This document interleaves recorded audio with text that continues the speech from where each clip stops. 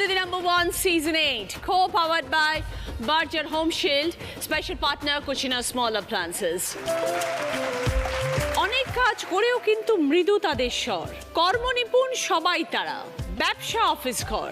দিদিরা এমনই, কথা কম বলে, তারা কাজ করেন বেশি, কিন্তু এটা দিদি #1 এর মঞ্চ।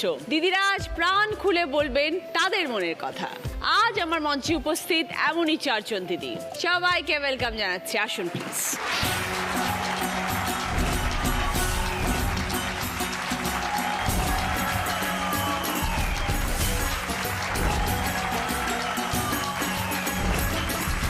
দীপালি অধিকারী। নমস্কার দিদি, আমি শ্যামনগর থেকে এসেছি। একটি প্রাণ একটি গাছ, এটা সবাই জানে। এই গাছ নিয়েই আমি ব্যবসা করছি। আচ্ছা, সেই গল্পই তোমার সঙ্গে করব বলে এখানে এসেছি। শুনবো আপনার গল্প। বৈশালী রায়। নমস্কার দিদি, আমি হাওড়া আন্দুল থেকে আসছি। আর আমার খাবার দোকানের ব্যবসার সাথে সাথে সংসার সামলে আমি আমার হাজব্যান্ডের পাশে দাঁড়িয়েছি, তার গল্পই তোমার সাথে করব বলে এসেছি। ওকে, শুনবো। বিউটি রানী দত্ত দাস। নমস্কার দিদি, আমি উত্তর 24 পরগনা গুমা থেকে আসছি। আমি কিভাবে নিজের পায়ে দাঁড়িয়েছি, 300 টাকা থেকে ব্যবসা শুরু করে 30,000 টাকায় পরিণত করেছি, সেই গল্পই আমি আজ তোমার সঙ্গে করব। বাহ, শুনবো। অর্পিতা সেন। নমস্কার দিদি, আমি হুগলি জেলার চন্দননগর থেকে আসছি। কিভাবে পরিবারের দুঃসময়ে আমি টিউশনি করে আমার মায়ের পাশে দাঁড়িয়েছি, পরিবারের অবলম্বন হয়েছি, সেই গল্পই আজ তোমার সঙ্গে শেয়ার করব। ওকে, ভেরি গুড। সবাইকে নিয়ে শুরু করছি আমাদের প্রথম রাউন্ডে খেলা। দিদি নেমে যায়। দীপালিদির সাথে একটু কথা বলি। গাছের ব্যবসা আপনার? হ্যাঁ দিদি। কিরকম এই বিষয়টা? রক্তেই আমার গাছ বলা যায়। আমার বাবা গাছ করতেন, আর আমি বাবার সঙ্গেই একদম ছোট থেকে বাবার সঙ্গেই লোকটে থেকে মানুষ, বাবাই আমার দেখভাল করেছে বলা যায়। মা একটু অসুস্থ ছিল। বাবা কোথায় কাজ করতেন? বাবা তখন বেকারি ছিল আমি যখন হই, তারপরে বাবা স্কুল টিচার চাকরি পেয়েছেন। আমরা 1 ভাই 1 বোন, আমি ছোট। সেই সময় বাবা যেহেতু বেকার ছিলেন, 1 বিঘি জমির মধ্যে দিয়েই বাবা ওই চাষ করে সংসারটাকে দাঁড় করানোর চেষ্টা করতো। আর সেই সঙ্গে সঙ্গে বাবার সঙ্গে যেহেতু আমি থাকতাম, 6 মাস থেকেই বলতে পারো মাটি ঘাটা আমার অভ্যাস। বাবার সাথে যেহেতু মাঠে বাবার সঙ্গে থাকতাম, মাটি নিয়েই খেলা, মাটি নিয়েই আমার সব কিছু। ওই করতে করতেই গাছ লাগানো, গাছ পোতা, গাছের প্রতি ভালোবাসা, মাটির প্রতি ভালোবাসা আমার তখনই গড়ে ওঠে। এমন হয়ে যে আমরা 1 বিঘে জমি থেকে আমি আর বাবা পরিশ্রম করে 20 বিঘে সম্পত্তি করেছিলাম আমার বিয়ের আগে। তারপর বাবার সাইডে তো স্কুল টিচার ছিলেনই। এইভাবে করে বাবা আমাকে বিয়ে দিয়েছেন খুব অল্প বয়সে। যেহেতু মা অসুস্থ ছিল বলে না, মা ভয় পেতেন যে আমি থাকবো না জামাইয়ের মুখ দেখার জন্য। খুব ছোট বয়সে বিয়ে হয়ে গেছে আমার। আমার স্বামী ডিফেন্সে কাজ করেন। আমি সন্তান সম্ভবা হলাম, তখনও পড়াটা বন্ধ করে দিয়ে 12 ক্লাস মেয়ে হওয়ার পরে দিয়েছি। সত্যি কথা দিদি, 12 ক্লাস পাস করেছি মেয়ে হওয়ার পরে। কারণ আমার তো অল্প বয়সে বিয়ে হয়ে যাওয়ার জন্য এটা হয়েছে। তারপরে মেয়েকে মানুষ করতাম, একাই পড়িয়েছি, একাই স্কুল নিয়ে যাওয়া আর তার সবই করেছি একা হাতে। এখনও করে চলেছি, আমি কোনো কাজের লোক রাখিনি। কিন্তু সেই নেশা দিদি ছাড়তে পারিনি, গাছের নেশা, মাটির নেশা। এবার বাড়িতে যা কিছু সবজি, আনাজ, এমনকি চাল ধোয়া জল, ফ্যানটা যে হচ্ছে, সবজির খোসা, ফলের খোসা, মাছ মাংসর জল, যা ওয়েস্টেজ খাবারগুলি যেগুলি বাঁচে আমি সব পচাই দিদি। এমনকি নারকেল যে খাচ্ছি, ডাব যে খাচ্ছি। কিভাবে পচান? প্রথমে মাটি একটু গর্ত করেছি, সামনে ওই 2.5 ফুট মতো জায়গাও নেই, টানা বাড়ির যেটা ছাড়তে হয় ওইটুকু, তাছাড়া কোনো জায়গা নেই আমার বাড়িতে, কোনো জায়গা নেই। ওইটুকুর মধ্যেই গর্ত করে সমস্ত কিছু রেখে রেখে পচাতাম মাটির ভেতরে। মাটির মধ্যে পচিয়ে একটা জায়গা চেঞ্জ করতে হয়। একই জায়গায় রোজ ঢাললে তো পচবে না, চেঞ্জ করে করে করে করে করে মাটি তৈরি করেছি। তারপরে যে প্যাকেটগুলি হতো সেগুলিও ফেলতাম না, নুনের প্যাকেট, দুধের প্যাকেট, এই চানাচুরের প্যাকেট, বিস্কুটের প্যাকেট, ওই প্যাকেটগুলোর মধ্যে না ওই মাটিগুলো আবার ভরতাম। ও, পচা মাটিগুলো? পচা মাটিগুলো। আর ওই ঘর বাড়ি করা হয় যে বালি চালা, যে কাকড় বালিগুলো ওর মধ্যে মিশিয়ে দিতাম, দিয়ে আস্তে আস্তে ওগুলি আবার মাটিতে পরিণত হয়ে যায়। ডাব খাচ্ছি, সেই ডাবগুলোকেও পচাতাম। আর নারকেলের ছোবড়া, ডাবের খোলার যে পচার, ওটাতে খুব ভালো গাছ বৃদ্ধি হয়। তাই? নারকেলের পাতা, নারকেল ছোবড়া দিয়ে খুব ভালো গাছ হয় দিদি। আমি ওই দিয়েই গাছ করছি। একইভাবে মাটির মধ্যে রেখে পচান? হ্যাঁ হ্যাঁ, মাটির মধ্যে সব পচাই। মাটির মধ্যে দিয়ে কি চাপা দিয়ে দেন? প্রথমে চাপা দিতাম, এখন এত করে ফেলেছি দিদি, এত করে ফেলেছি, এখন ওই বড় বড় প্যাকেট আছে, ড্রাম আছে, তার মধ্যে পচান। কারণ এখন 12,000 ছাড়িয়ে গেছে গাছ। যেখানে যেতাম দিদি সেখান থেকে গাছ নিয়ে আসাটা আমার শখ, যে কোনো একটা গাছ দেখলাম গাছের ডাল নিয়ে এসে এটাকে বাঁচিয়ে ফেলতাম। বালি মাটি এই যে মিক্সড করে যেটা রাখছি না, পুঁতে দিলেই আমার গাছ হয়ে যেত। তুই অতটুকু জায়গার মধ্যে কি করে 12,000 ছাদে, টোটাল ছাদে সব আমার হাজবেন্ডের শখ আছে, আমার হাজবেন্ড আমার সঙ্গ দেয়। কিন্তু ছাদের মধ্যে 12,000 গাছ? হ্যাঁ, থাক থাক করে করেছি দিদি, মাটি তার থেকে একটু, তার থেকে একটু, তার থেকে কোথায় এটা, একটু। কোথায়, কোন জায়গায়? শ্যামনগর। পুরো দেখাশোনাটা নিজেরা করেন গাছের? আমার হাজবেন্ড আমাকে হেল্প করে, তাছাড়া কোনো কাজের লোক নেই, না ঘরের কাজের লোক আছে না গাছের কাজের লোক আছে, সবটা আমি করি, মাটিও আমি করি, চারাও আমি করি। করতে করতে আজ এমন জায়গায় দিদি এসে গেছে যে অত রাখবো কোথায়, তাই 12,000 ছাড়িয়ে গেছে। আমি এখন 4টে নার্সারিতে গাছ দিই। এবার আমি কিছুটা সেলফ ডিপেন্ডেন্টও হয়েছি সত্যি কথা বলতে, এবং সেটা কিন্তু আমি কোনো পয়সা খরচ ছাড়াই শখটাকেই মূলধন করেছি।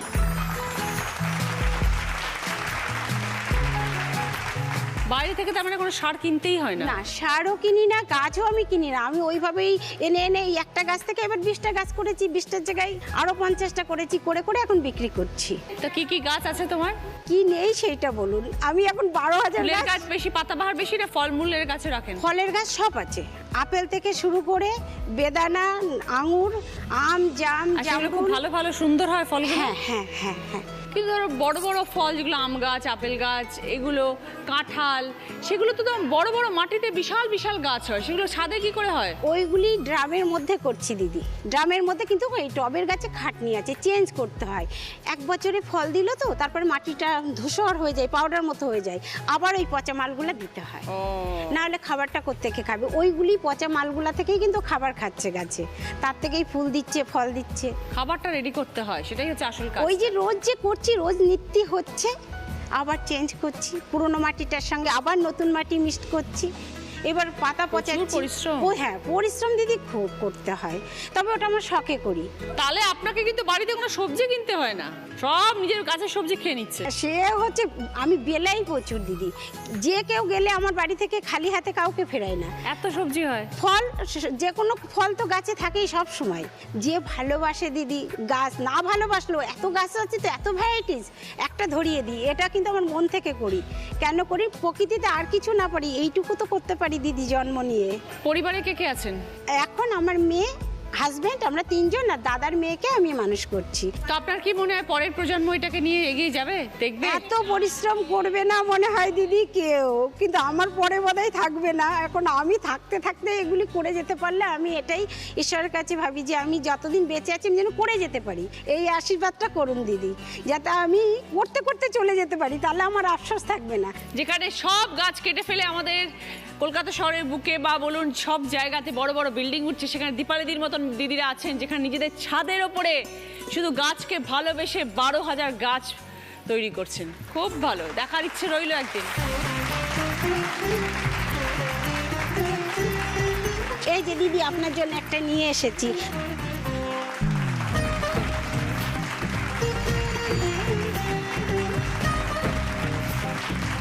ভালো থাকবেন দীপালিদি, খুব ভালো লাগলো পরিচয় হয়ে কথা বলে। চরণ ধুরি পড়লে আরো খুশি হব দিদি। নিশ্চয়ই, ইচ্ছে রইল যাওয়ার। আচ্ছা ঠিক আছে। এবার সকলের জন্য কি খেলা আসছে আমরা দেখব। হার্ডেলস ক্রস করতে হবে, চোখ বেঁধে দেবো। ইচ হার্ডেল ক্রস করবে 5 পয়েন্ট করে অ্যাড হবে। মোট 5টা হার্ডেল আছে, 25 পয়েন্ট স্কোর করার সুযোগ। প্রথমে খেলতে আসছেন দীপালিদি।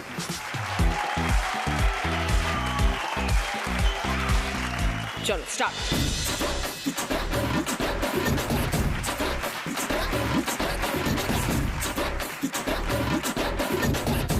খুব ভালো, চলুন।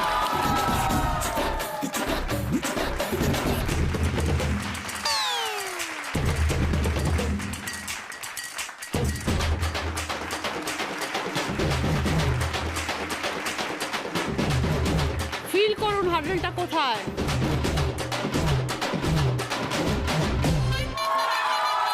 সোজা যাবেন, ঘুরবেন না।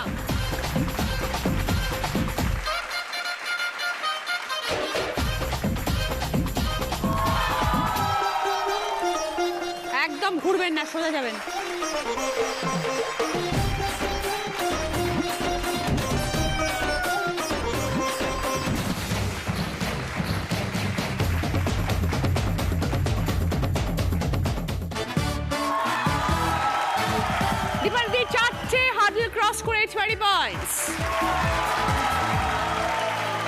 বৈশালী খাবারের দোকান করে সংসার চালাচ্ছ। হ্যাঁ দিদি, কেন মনে হলো হঠাৎ খাবারের ব্যবসায় যাবে?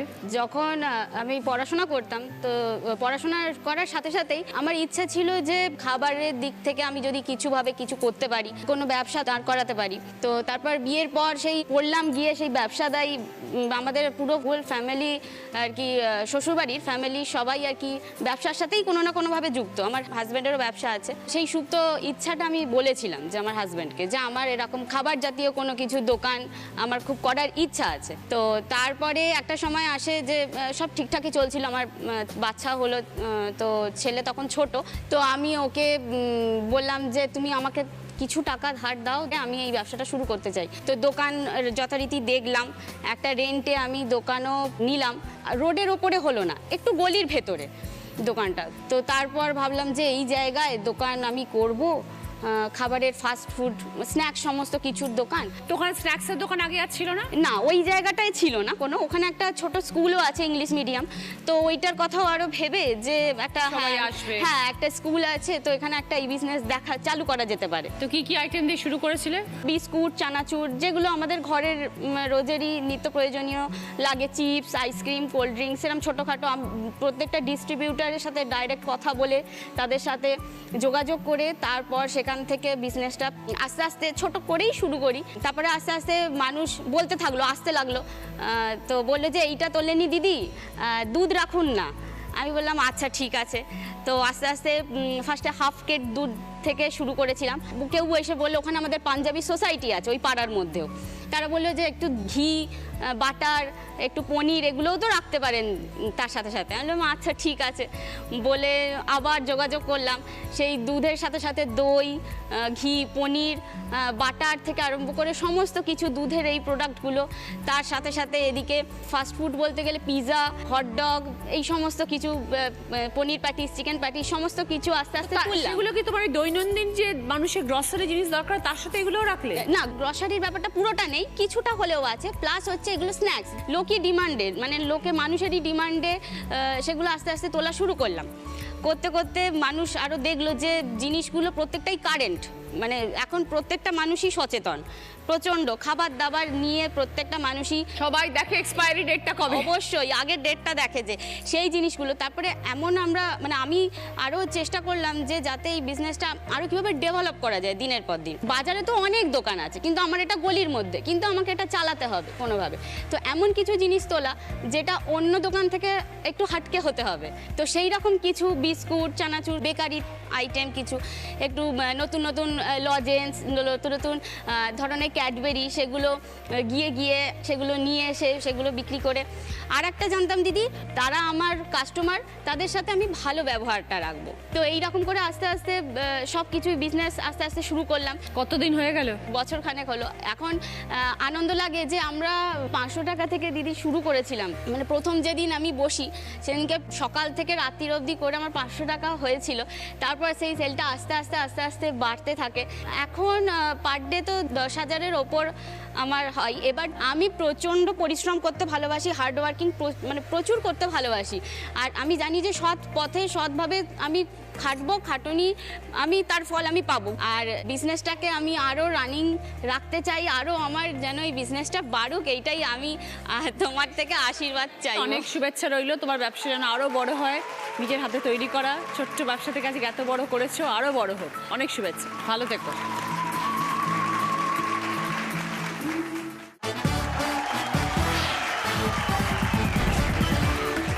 ব্রেকের পর আপনারা দেখছেন Didi number 1 season 8, co-powered by Berger Home Shield, special partner Cucina Small Appliances।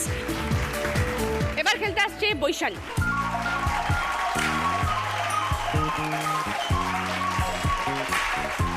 Start, গো।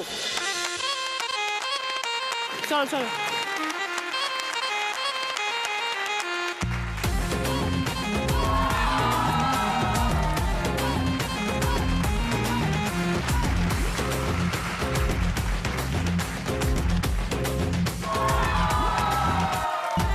বাদিকে যাও।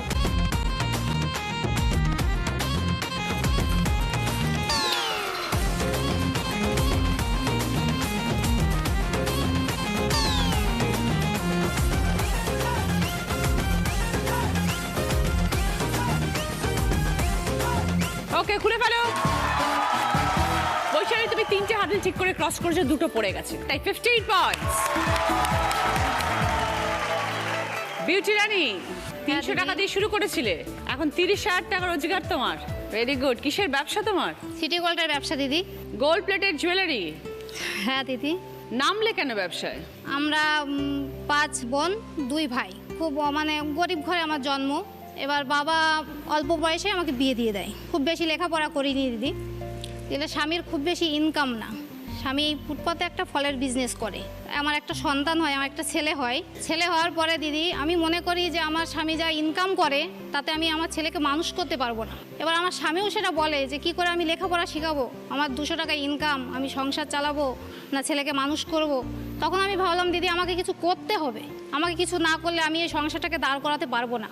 তখন দিদি আমি একটা কারখানায় একটা সুতো কাটার কাজে যাই। আমি সাইকেল চালাতে পারি, বাড়ি ছেলেকে সামলে ছেলেকে খাইয়ে আবার সাইকেল চালিয়ে সেই কারখানায় যাই, সুতো কাটার কাজ করি, আবার দুপুরে বাড়ি আসি সাইকেল চালিয়ে, 3 কিলোমিটার রাস্তা। এবার এসে ছেলেকে আবার খাইয়ে আবার যেতাম। এইভাবে আমার 3-4 বছর চলতে লাগলো। চলার পরে হঠাৎ দিদি আমি খুব অসুস্থ হয়ে পড়ি। আমি রাত্রে খেয়ে শুলেই আমার পেটটা পুরো ফুলে যেত, অ্যাসিডিটি হয়ে যেত। এবার আমি যাই হোক ডাক্তার দেখাই। ডাক্তার দেখানোর পরে ডাক্তার বলে তুমি এরকম কাজ আর করতে পারবে না, সারাদিন মেশিন চালাতে পারবে না পেট চেপে বসে। এবার ছেলে তখন বড় হয়েছে, এবার ছেলেকে টিউশনি মাস্টার দিতে হবে, আমি কি করে দেবো দিদি? তখন স্বামীর ইনকাম কম, ছেলেকে তো লেখাপড়া করাতে হবে। এবার যা আমি ইনকাম করে ব্যাংক ব্যালেন্স করেছিলাম সব টাকা আমার সব খরচা হয়ে যায় দিদি। তখন নিজের থেকে মাথায় এলো যে আমি একটা হালকা কোনো কিছু বিজনেস করি, আমি তো সাইকেল চালাতে পারি, আমি গ্রামে গ্রামে গিয়ে যদি এই বিজনেসটা করি দিদি তাহলে হয়তো আমার কিছু টাকা ইনকাম হবে। তো শরীর খারাপ হয়ে সাইকেল চালাতে? শরীর খারাপ অবস্থায় দিদি কিছু তো করতে হবে, বাঁচতে হবে, আমার 1000 টাকার ওষুধ লাগে মাসে দিদি। তারপরে আমি সাইকেল নিয়ে গ্রামে গ্রামে ঘুরি, সবাই আমাকে চেনে, বলে যে তুমি কেন এই পথে এলে? তা আমি বললাম যে এরকম অসুস্থ, আমার তো ওষুধ খেতে হবে, ছেলেকে মানুষ করতে হবে। সবাই জানে আমার স্বামীর বেশি ইনকাম নয়। এইবার সবাই কিছু কিছু মাল আমার কাছ থেকে নিত। এই করে করে দিদি আমি অনেক দামি দামি সিটি গোল্ডের মাল তুললে সবাই নেয় আমার কাছ থেকে, সবাই ভালোবাসে। এই ভালোবাসাটা আমি ওদের কাছ থেকে পেয়েছি। এবার দিদি আমি এখানে কোনো ডাক্তার দেখি, কোনো ডাক্তার আমার কোনো রোগই দিদি ধরতে পারে না। এবার আমি ভেলোরে যাই, ভেলোরে গিয়ে আমার সমস্ত রিপোর্ট হয়, ডাক্তার কোনো রোগই ধরতে পারে না দিদি। তারপরে ডাক্তার বলল যে তুমি টেনশন থেকে এটা হচ্ছে। মানে আমি তখন মানসিক চিন্তা যে আমি অসুস্থ হয়ে পড়লাম, কি করে আমি নিজের পায়ে দাঁড়াবো। ওখান থেকে ওষুধপত্র দেয়, খেয়ে একটু ভালো হই। ভালো হওয়ার পরে আমি বিজনেস মানে চালিয়ে যাই। সকালবেলার দিকে আমি রান্না বান্না করে দিদি দুপুরবেলার দিক থেকে আমি বেরিয়ে যাই। এরকম ইমিটেশনের দোকান তো অনেক থাকে, অনেকেই ব্যবসা করে, তো তোমার থেকে লোকে কেন নেবে? তাই আমার থেকে কেন নেবে দিদি? ইমিটেশন দোকান যখন আছে এবার তারা কিছু ছেলে রেখে দেয়, এবার ইলেকট্রিক বিল আছে, এগুলো মিলিয়ে তারা যদি একটা গয়না 500 টাকা বিক্রি করে দিদি, আমি ওই মালটা আমি 300 টাকায় দিতে পারি, কারণ আমার কোনো খরচা নেই দিদি। আমি প্রথমে বড় বাজার থেকে মাল নিতাম দিদি। তার মানে তোমার কাছে দামটা অনেক কম? হ্যাঁ, আমার কাছে দামটা অনেক কম। তারপরে মহিলারা আমার কাছ থেকে কেন নেয় দিদি? ধরো দিদি 300 টাকার একটা গয়না নিল, নেওয়ার পর আমাকে 150 টাকা দিল, বললো তোমাকে আমি সামনের সপ্তাহে 150 টাকা দেবো। তাদের কাছেও তো সবসময় টাকা থাকে না, আমার কাছে কিছু ধারে পাই, ওই জন্য নেয়।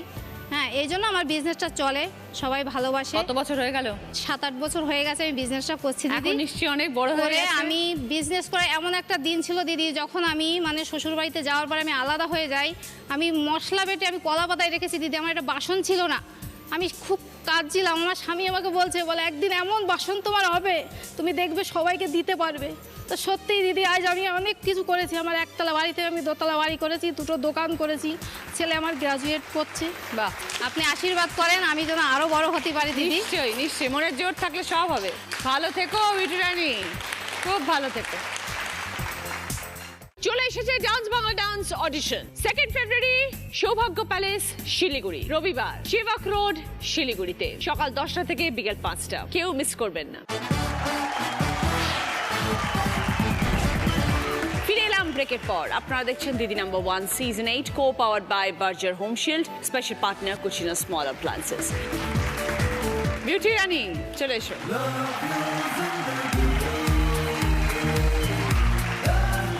চলো যাও।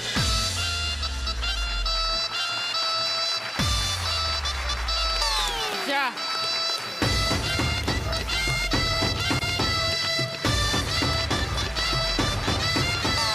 যা।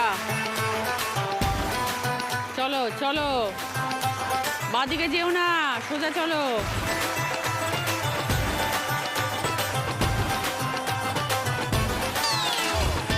ডান দিকে ঘোরো, তোমার ডান দিক।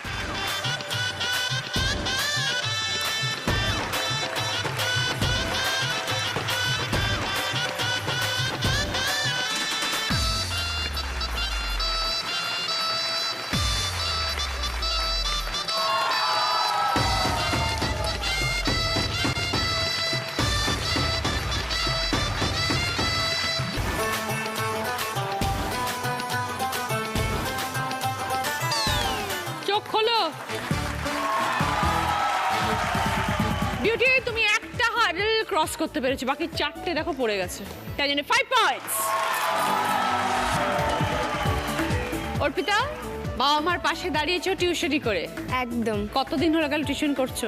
মাস্টার্স পড়ার সময় থেকেই টিউশনি করতাম, তো তখন করতাম হাত খরচের জন্য, বাবা তখন সংসার চালাতেন, তো ওইভাবেই চলছিল। আমি ছোট থেকে পড়াশোনা ভীষণ ভালোবাসতাম।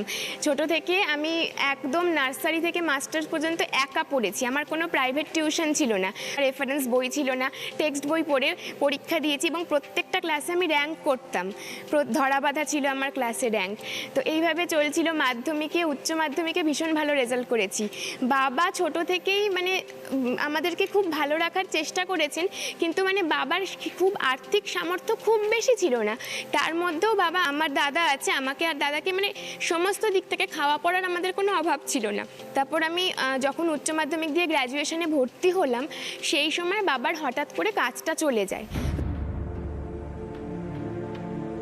দাদার সেই সময়টা এমকম ভর্তি হওয়ার সময়, তো ওই প্রবলেমটা চলে আসার জন্য বাবা তখন দাদাকে আর এমকমটা পড়াতে পারলেন না। কিছুদিনের মধ্যে বাবা কাজ তো জোগাড় করলেন, সামলেও উঠলাম আমরা, কিন্তু রোজগারটা আরও কমে গেল। খুব প্রবলেম হতো, মাকে দেখেছি যে মা কত কষ্ট করে সংসার চালাচ্ছে। মানে বাবা যেই কাজে তখন জয়েন করলেন সিকিউরিটি গার্ডের কাজে, সেখানে একদমই ছুটিছাটা থাকতো না কিচ্ছু। তো বাবা যেটুকু ইনকাম করতেন মায়ের হাতে তুলে দিতেন, মা পুরো সংসারটা চালিয়েছে। তো মাকে ছোট থেকেই দেখেছি কষ্ট করে সব কিছু করতে। তো এইভাবেই চলছিল। আমিও ঠিক করেছিলাম যে আমি বড় হয়ে পড়াশোনা শিখেছি, চাকরি বাকরি করে বাবার পাশে দাঁড়াবো, সংসারের হাল ধরবো। এবং বাবার বয়সও হয়ে যাচ্ছিল, বাবাকেও তো কাজ থেকে অবসর দিতে হবে, প্রাইভেটের কাজের তো আর কোনো অবসর থাকে না, তো আমাকে কিছু করতে হবে, এটাই ছিল মনোভাব। তো তখন এইভাবে চলতে চলতে যখন আমার মানে গ্র্যাজুয়েশন কমপ্লিট করলাম, গ্র্যাজুয়েশনে পুরো বর্ধমান ইউনিভার্সিটি থেকে আমি ফার্স্ট ক্লাস ফার্স্ট হয়েছি। বাহ! তো এইভাবেই চলছিল, ভীষণ ভালো লাগতো পড়াশোনা করতে। যখন আমার মাস্টার্স করার সময় আসলো, তো তখন আমি আমার যে গ্র্যাজুয়েশনের স্কলারশিপ পেয়েছি, তখন আমার 1 টাকা এসেছিল। সেই টাকা দিয়ে আমি এমএতে ভর্তি হলাম যাদবপুর ইউনিভার্সিটিতে।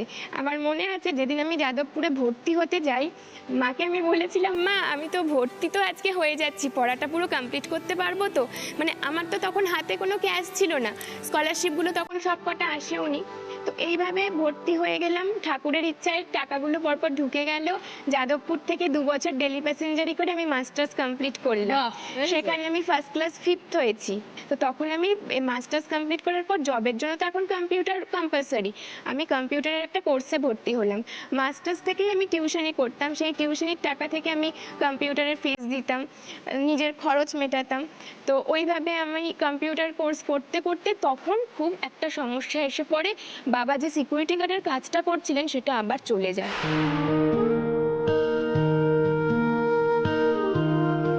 বাবা খুব মানসিক দিক থেকে ভেঙে পড়ে সেই সময়টা, ভীষণ ভেঙে পড়ে।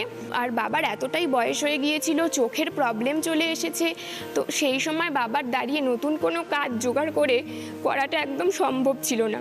তখন আমি ঠিক মনে মনে ভাবলাম যে এতদিন বাবা মা কষ্ট করে আমাদের বড় করেছে, কোনো রকম অভাব রাখতে দেয়নি, মানে অন্তত চেষ্টা করেছে ভালো রাখার সব দিক থেকে। তো আমাদের তো উচিত যে বাবা মার পাশে এখন দাঁড়ানো। বাবা পারছে না বয়সের জন্য, চোখের অসুবিধা, এখন আমাদের উচিত ঘুরে দাঁড়ানো। তো তখন আমি টিউশনিটা আস্তে আস্তে বাড়ানোর চেষ্টা করি।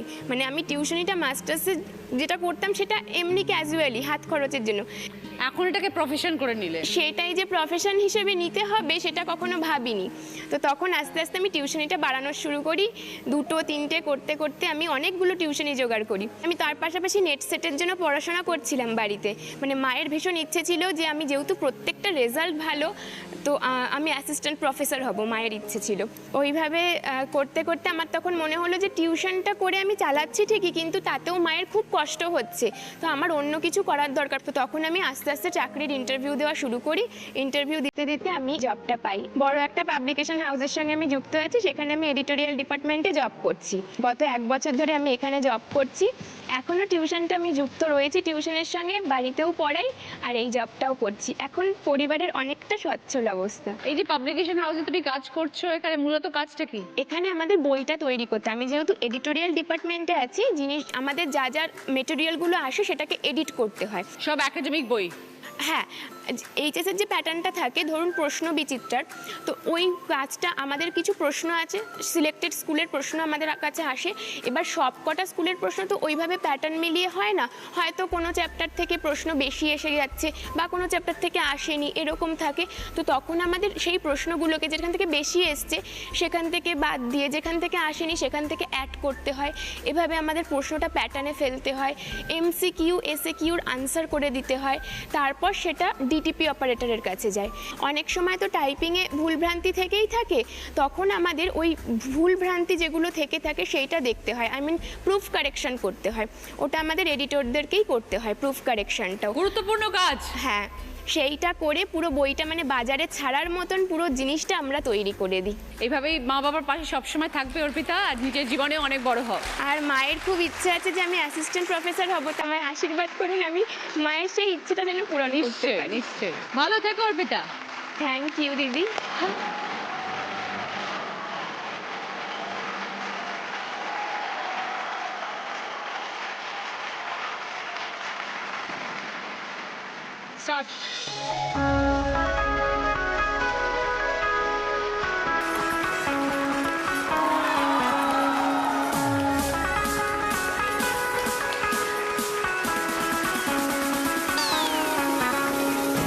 বাঁদিকে ঘোরো, বাঁদিকে ঘোরো।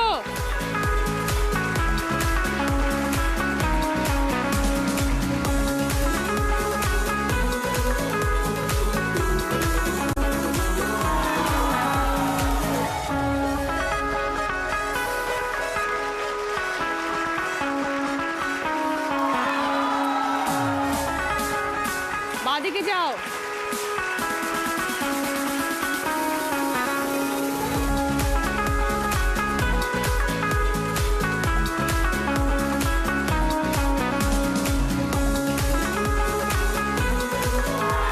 হলো, অর্পিতা 4টে হার্ডল ক্রস করেছে, তাই 20 পয়েন্টস। এই রাউন্ডে ফার্স্ট পজিশনে আছে দুজন, দীপালি এবং অর্পিতা, দুজনে 20 পয়েন্টস। সেকেন্ড পজিশনে আছে বৈশালী, 15 পয়েন্টস। থার্ড পজিশনে আছে বিউটি রানী, 5 পয়েন্টস। দীপালিদির পছন্দ হ্যান্ড ব্লেন্ডার, অর্পিতার পছন্দ ওটিজি, বৈশালীর পছন্দ কফি মেকার, বিউটি রানীর পছন্দ পুষ্পা ফার্নিচারের তরফ থেকে ড্রেসিং টেবিল। পুষ্পা ফার্নিচার, যত্নে থাকুক সব কিছু। সকলের জন্য ভদ্রেশ্বর লাল বাবা রাইসের তরফ থেকে মিনিকেট চাল। শুরু করছি আমাদের second round. Kutchina small appliances presents হয় তুমি নয় আমি। আজকের আমাদের স্পেশাল গেস্ট রাহুল। প্রথম গানের প্রশ্ন, সঠিক উত্তর দিলে গিফট পাবে টোস্টার। চাকরিটা আমি পেয়ে গেছি বেলা শুনছো, এখন আর কেউ আটকাতে পারবে না। সম্বন্ধটা এইবার তুমি ভেস্তে দিতে পারো, মাকে বলে দাও বিয়ে তুমি করছো না। এটা কি 244-1139, দিন না ডেকে বেলাকে একটি বার। মিটার যাচ্ছে বেড়ে এই পাবলিক টেলিফোনে, জরুরি খুব জরুরি দরকার।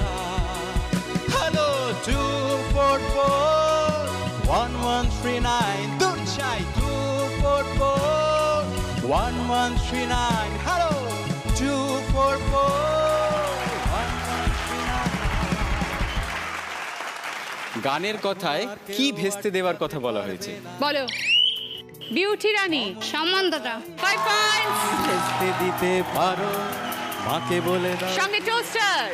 দ্বিতীয় গানের প্রশ্ন সঠিক উত্তর দিলে গিফট পাবে প্রেসার কুকার। অনেকগুলো অক্ষর ঘোরাঘুরি করবে, একটি অক্ষরে সে আটকে যাবে, সঙ্গে সঙ্গে বাজার প্রেস করে সেই অক্ষর দিয়ে গান শুরু করবে।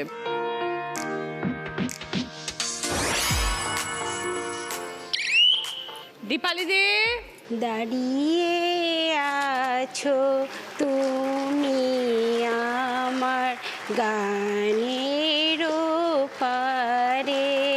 ওকে 5 পয়েন্টস, ভেরি গুড।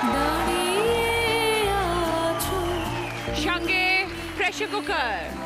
3 নম্বর প্রশ্ন রাইট আনসার দিলে গিফট পাবে কুচিনা স্মল অ্যাপ্লায়েন্স তরফ থেকে মিক্সার গ্রাইন্ডার। 3 জন নায়কের ছবি এখানে ঘোরাঘুরি করবে, একটি নায়কের ছবিতে এসে আটকে যাবে, সঙ্গে সঙ্গে বাজার প্রেস করে সেই নায়কের ছবির একটি গান শোনাতে হবে।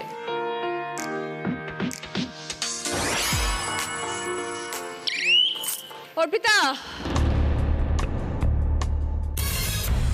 Time up. Arpita, very sorry Arpita, -5। কিছু কিছু কথা আর কিছু পরিচয় মনে মনে চুপি চুপি দোলা দিয়ে যায়। কিছু কিছু মুখের হাসি দিয়ে যায় চাওয়ার বেশি, ভরে যায় খুশিতে তখন হৃদয়। কিছু কিছু কথা আর কিছু পরিচয় মনে মনে চুপি চুপি তোলা দিয়ে যায়। 4 নম্বর গানের প্রশ্ন রাইট আনসার দিলে গিফট পাবে লালম অয়েল প্লাসের তরফ থেকে লেডিস ব্যাগ।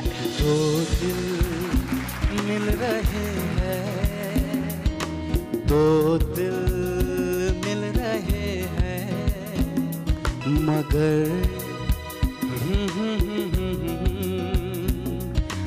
हे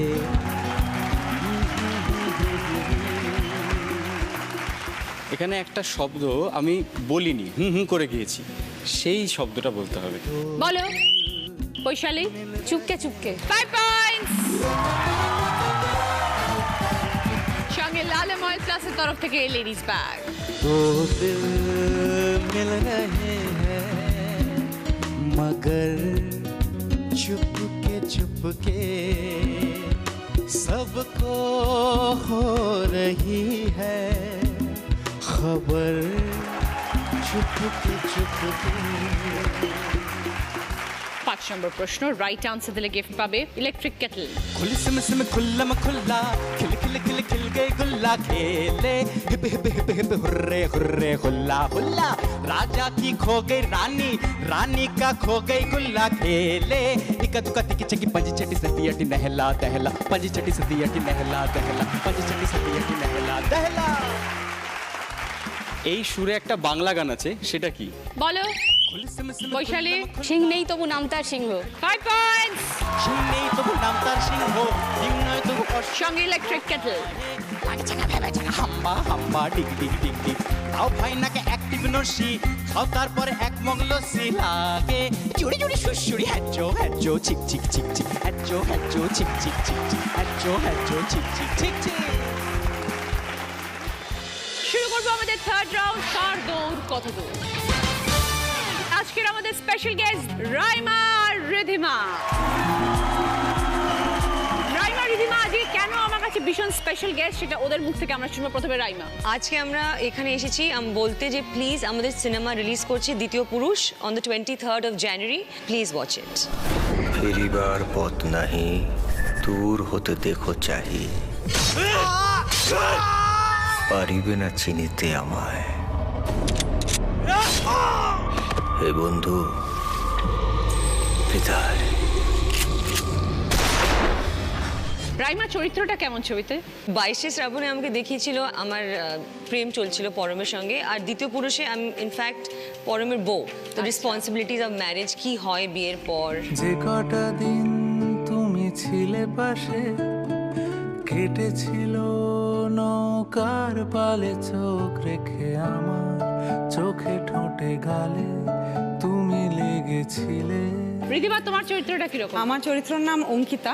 অঙ্কিতা অনেকটাই 22 শ্রাবণের অমৃতা, মানে যেটা রায়মাধির আগে ছিল, আমি সেটা এখন। স্যারকে আমি ধরতে পারিনি, উনি নিজে এসে ধরা দিয়েছিলেন, তাই ধরতে পেরেছিস।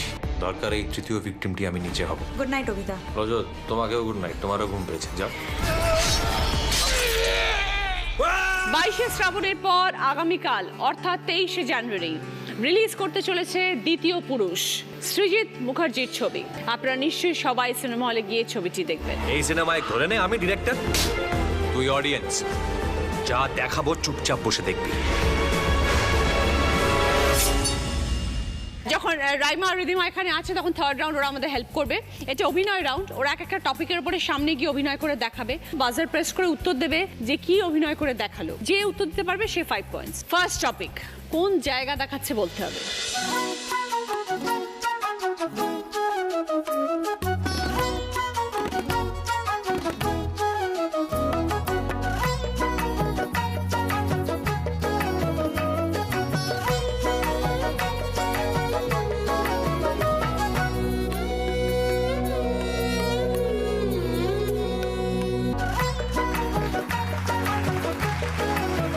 বলো Vaishali. Beauty parlour. 5 points Vaishali. Second topic, কি করছে বলতে হবে।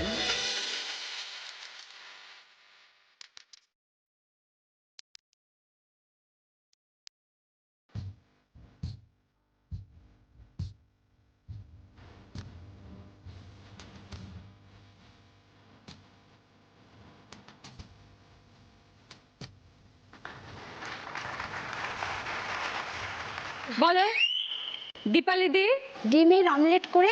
আপনারা বুঝতে পারলেন ওরা যে অমলেট বানিয়েছে। 5 পয়েন্টস। থার্ড টপিক,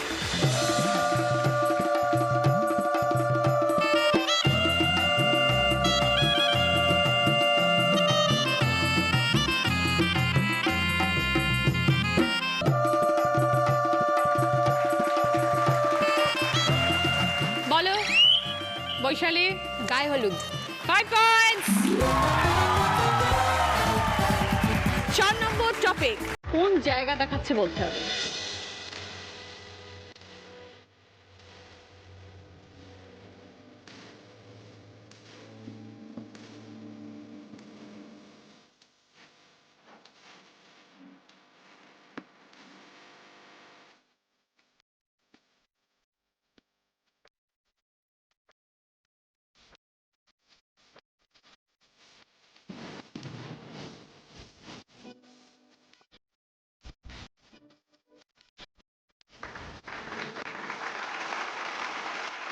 বলো দীপালি জি।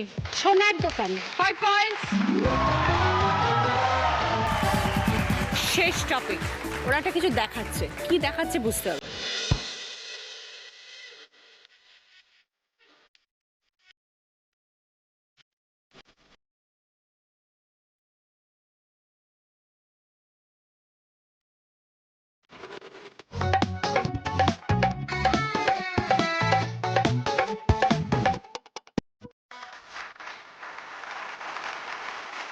বলো বৈশালী। কলা বিনুনি। 5 পয়েন্টস বৈশালী। আরো একবার মনে করিয়ে দিই, আগামীকাল রিলিজ হতে চলেছে সৃজিত মুখার্জির ছবি দ্বিতীয় পুরুষ। আপনারা নিশ্চয়ই সবাই সিনেমা হলে গিয়ে ছবিটি দেখবেন। দ্বিতীয় পুরুষের জন্য অনেক অনেক শুভেচ্ছা। যে কটা দিন তুমি ছিলে পাশে কেটে এই রাউন্ডে ফার্স্ট পজিশনে আছে বৈশালী, 15 পয়েন্টস। এসো বৈশালী। বৈশালীর জন্য জুসার। সেকেন্ড পজিশনে দীপালি, 10 পয়েন্টস।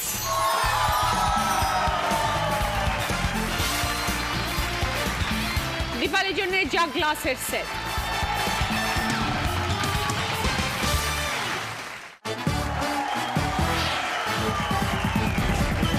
ফিরে এলাম ব্রেকের পর, শুরু করছি আমাদের শেষ রাউন্ড, বুদ্ধিতে বাজিমাত। আমার কস্টিউম স্পন্সর করেছে আজকের নন্দিনী। যিনি আজকে দিদি নাম্বার 1 হবেন তিনি পেয়ে যাবেন মুখরোচক চার্চের তরফ থেকে গিফট হ্যাম্পার, সুরভি ম্যানশন গড়িয়া এবং গড়িয়াহাটের তরফ থেকে সোনার হার। ফার্স্ট প্রশ্ন রাইট আনসার দিলে গিফট পাবে আরিয়ান কালেকশনের তরফ থেকে গোল্ড প্লেটেড জুয়েলারি সেট। বাদাম, ফসল, পান, একটা করে অক্ষর নেবে, দিয়ে একটা নতুন শব্দ তৈরি করবে পরপর।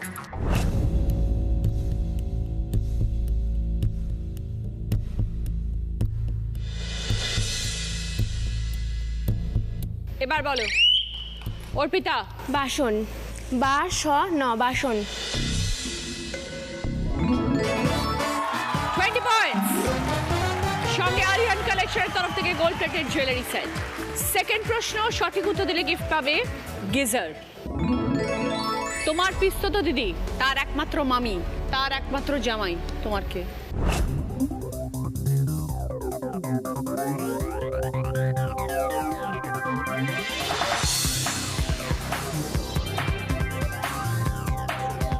এবার বলো অর্পিতা। আমার হাজব্যান্ড। বুঝিয়ে দাও। আমার পিস্তত দিদি, তার মামি মানে আমার মা, তার জামাই মানে আমার হাজব্যান্ড। 20 পয়েন্টস। সঙ্গে গিজার। 3 নম্বর প্রশ্ন রাইট আনসার দিলে গিফট পাবে আদি ঢাকেশ্বরী কলেজ স্ট্রিটের তরফ থেকে একটি সুন্দর শাড়ি। ভর্তি যখন ফুলে ফলে মনে তুমি শান্তি পেলে, সুর তালে প্রাণ দোলে, প্রথম অক্ষর বাদ দিলে।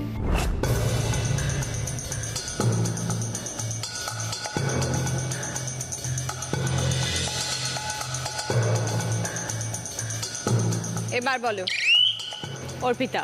বাগান। বোঝাও। ফুলে ফলে বাগান ভর্তি থাকে, যেটা দেখে মনে শান্তি পাওয়া যায়। আর প্রথম অক্ষর বাদ দিলে গান, যেটাতে সুরে তালে প্রাণ দোলে। 20 পয়েন্টস, ভেরি গুড। সঙ্গে আদি ঢাকেশ্বরী কলেজ স্ট্রিটের তরফ থেকে একটি সুন্দর শাড়ি। 4 নম্বর প্রশ্ন রাইট আনসার দিলে গিফট পাবে উপাসনা মাস্টার ডয়েলের তরফ থেকে 4.1 অডিও স্পিকার এবং গিফট হ্যাম্পার। পাশাপাশি ক্লু শহরে গ্রামে দূরে দূরে, জিনিস বিক্রি ঘুরে ঘুরে, ওপর নিচের ক্লু যত্নে বড় হোক চারা, কিভাবে বাঁচবো তাদের ছাড়া।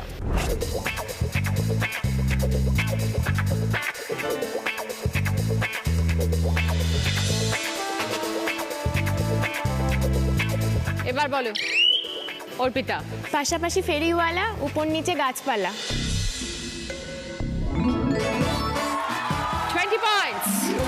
সঙ্গে উপাসনা মাস্টার ডয়েলের তরফ থেকে 4.1 অডিও স্পিকার এবং গিফট হ্যাম্পার। 5 নম্বর প্রশ্ন রাইট আনসার দিলে গিফট পাবে গ্যাস ওভেন।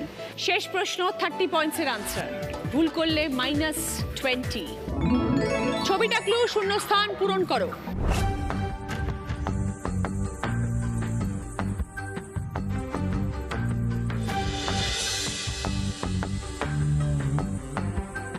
এবার বলো দীপালি দি। হাতে কলমে শেখা। দীপালি দি বলছেন হাতে কলমে শেখা। যদি সঠিক হয় তবে 30 পয়েন্টস। দেখে নি।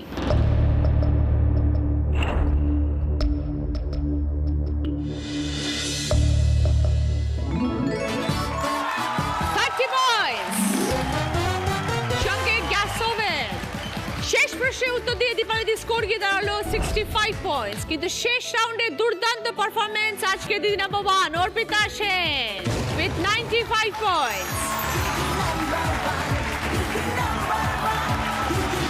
তোমার মেমেন্টো বৈশালী, তোমার দীপালি দি, এইটা বিউটি রানীর উইনারের ট্রফি অর্পিতা, দিদি নাম্বার 1 এর ব্যাচ।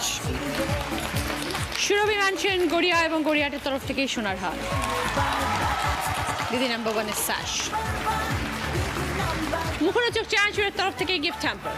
আদি ঢাকেশ্বরী কলেজ স্ট্রিটের তরফ থেকে গিফট ভাউচার। মিয়ামরের তরফ থেকে দিদি নাম্বার 1 কে।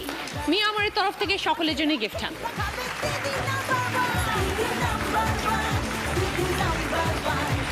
সকলের কাছ থেকে বিদায় চাইছি, ভালো থাকবেন।